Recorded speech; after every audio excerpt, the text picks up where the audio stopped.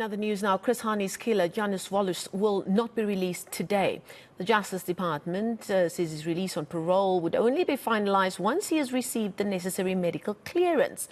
Walus was this week stabbed by a fellow inmate. Now, reporter Heidi Giokos has been following the story and joins us live now from outside Kgosi Mampuru prison. Heidi, thanks for this update. You've been there for some time, but quite a bit of focus on the outside of the prison because that's where various organizations, groupings have decided to have their voices heard. And the news that Walus may have been released this week, but that now has been dismissed as the Justice Minister confirmed that he wouldn't be released on parole on Thursday because he needs to be cleared by the medical team. What are the details? Can you give us?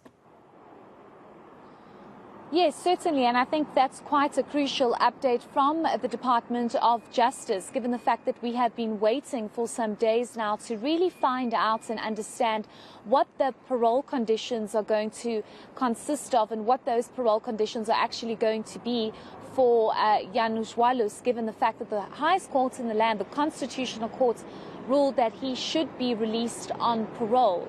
And we do understand that according to the Department of Justice, they are going to rather wait for him to be cleared by doctors before he can be released after he was stabbed on Tuesday by another inmate. We're not exactly sure of those details, what was the reason for the stabbing and what sparked that stabbing, but all we know is that he is receiving medical attention from a Department of Correctional Service facility, be it a hospital, but the word that we are getting and the indication that we are getting is that he is currently not at Kgosi Mampuru. He is at a Department of Correctional Services facility receiving medical attention.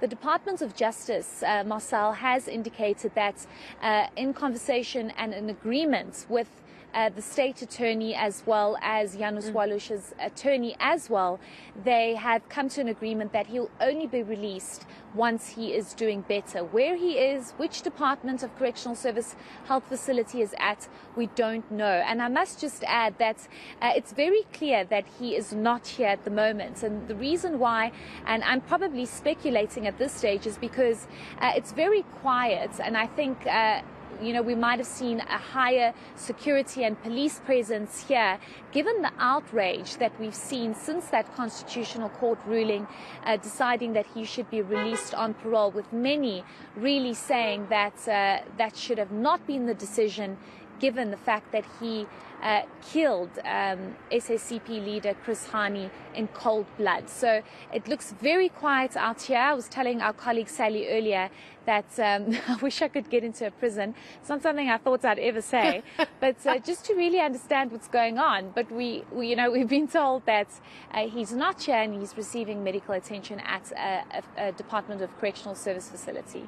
Well, all things aside, it has bought the department some time because they knew that once that decision was handed down, that they really needed to have their ducks in a row on just how to handle his release. They needed to make sure that their T's were crossed and their I's were dotted. But because this was just not any old inmate that was going to be released after serving 3 decades behind bars. Are we hearing anything more? I know that the department released just a very short statement explaining that agreement that was reached between the various legal representatives, but now they have to go back to the drawing board and really apply themselves on how to manage this going forward.